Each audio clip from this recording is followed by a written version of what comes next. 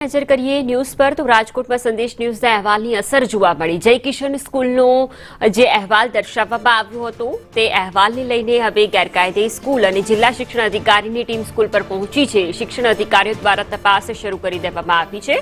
સ્કૂલની મંજૂરી છે કે નહીં તેને લઈને તપાસ શરૂ કરાઈ છે। મહત્વનું છે કે સંદેશ ન્યૂઝે રાજકોટની આ સ્કૂલનો પર્દાફાશ કર્યો હતો। એક્સક્લુઝિવ રિપોર્ટ રાજકોટમાં અગ્નિકાંડ બાદ પણ જે દલા તરવાડી જેવો ઘાટ જોવા મળી રહ્યો છે। જે સ્કૂલ સામે આવી જય કિશન નામની એ આખી જે સ્કૂલ બોગસ છે। ત્યાં 700 થી 800 વિદ્યાર્થીઓ અભ્યાસ કરે છે।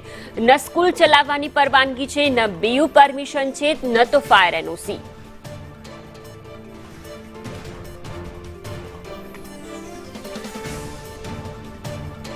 સંવાદદાતા મયુર સરવૈયા વધુ વિગતો સાથે જોડાયા છે। મયુર, સંદેશ ન્યૂઝે અહેવાલ પ્રસારિત કર્યો હતો, આખી જ સ્કૂલનું સ્ટ્રક્ચર બતાવ્યું, બાળકો બતાવ્યા અને હવે કાર્યવાહી કરવામાં આવી છે।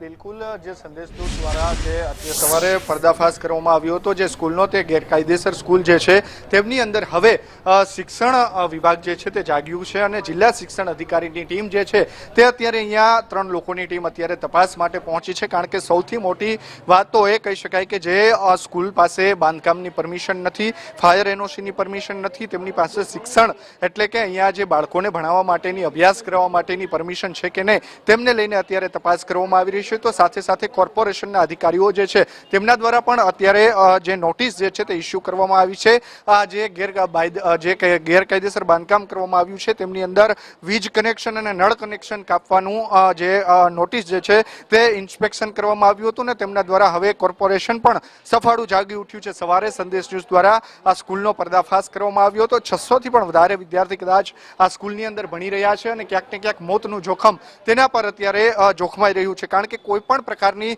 મંજૂરી જે છે તે આપવામાં નથી આવી। 2023 થી આ ખેલ જે છે તે ચાલી રહ્યો છે। 2023 ની અંદર જો 261 ની નોટિસ આપવામાં આવે છે, 262 એટલે કે ગેરકાયદેસર બાંધકામ હોવાની નોટિસો આપવામાં આવે છે, પરંતુ અહીંયા ડિમોલેશન કરવામાં નથી આવતું। એટલે સવાલ અનેક ઉઠી રહ્યા છે કે શા માટે કોઈ કાર્યવાહી જે છે તે મનપા દ્વારા કરવામાં ન આવીને સંદેશ ન્યૂઝ દ્વારા જ્યારે આ મામલે અત્યારે પર્દાફાશ કરવામાં આવ્યો છે ત્યારે હવે જિલ્લા શિક્ષણ અધિકારી અને કોર્પોરેશન જે છે તે સફાળું જાગી ઉઠ્યું છે અને હવે આ સ્કૂલ જે છે ગેરકાયદેસર તેમની સામે કાર્યવાહી જે છે તે શરૂ કરી છે।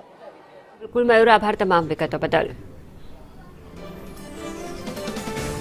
તો રાજકોટની આ ગેરકાયદે સ્કૂલ જે સૂચિત જમીન પર બનાવવામાં આવી હતી અને કોઈ પણ પ્રકારની પરમિશન વગર છેલ્લા 1.5 વર્ષથી આ સ્કૂલ ધમધમતી હતી અને 1.5 વર્ષમાં માત્ર એક નોટિસ આપીને સંતોષ માની લેવામાં આવ્યો હતો, પરંતુ સવાલો હવે ઘણા બધા ઊભા થઈ રહ્યા છે।